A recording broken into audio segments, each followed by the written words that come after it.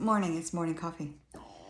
Um, Welcome to our chat this morning, Tuesday. Was thinking about some information I was listening to from a wonderful gal who's also on YouTube, and she has a great business with life coaching. And she was talking about the um, mother wound, father wound, but the focus on that, on her. I got a little squirmy one today.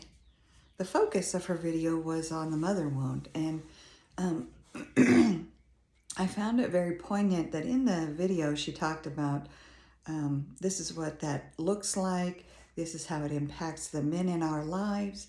Oh, and by the way, or it affects women too, and I'm a daughter of a person like this, and have a mother wound, and inflicted mother wounds on my children, my boys, and then she talks about that and her journey, and what I think is recognizable in her sharing, and this is why it resonated for me, is I saw my own self in that, in my own journey. I have had the occasion to say, wow, as I have grown in my spirituality, as I have healed my own wounds, I recognize that in my unhealed state, prior to all of this enlightenment, there is the occasion for me to also have caused wounding, because yes, hurt people do cause hurt to other people, and that's a fact. But what we, instead of just kind of shrugging it off, what we ought to do perhaps is say, when hurt people hurt other people, and we recognize that and we utilize it as a launch pad for forgiveness to others, we also have to then turn that inward, because we have also been hurt. And so then who did I hurt in the process prior to my healing and my growth? And that's a different space to sit in. And I was really impressed to see another individual in that same mindset. There are so many of us that are on this path that have not only done our healing work and still in the process of it, because I don't believe it's something that you ever finish. But we're also in a space now to recognize that there's not only the impact on us, but our impact on others from our unhealed spaces.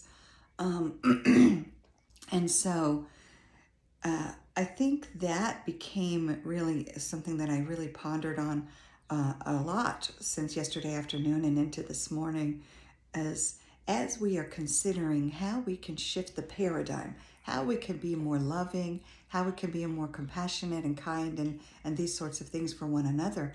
Are we remembering that there may be apologies that need to be rendered? There may be instances, because of your wounded behavior in the past, that you may need to go to somebody and just tell them you're sorry for something that you've done that harmed them. And it may be years ago, but I can tell you that to hear that understanding from a person who harmed you, that they know what they did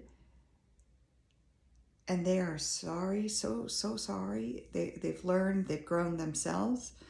It doesn't take away the pain. It doesn't make it having not happened, but it aids you on your healing journey. So you are then taking what you have received in your healing and then giving it to others as it helps them on theirs.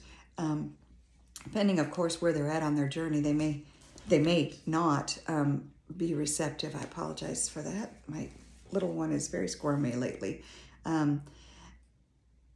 So the question becomes, how far on our journey are we? Are we able to render that? Are we able to recognize that others need a safe space in which to share with you. One of the comments I made to my children as I went through my healing and as I understood this concept of hurt people hurt other people, one of the things I did was I told them all three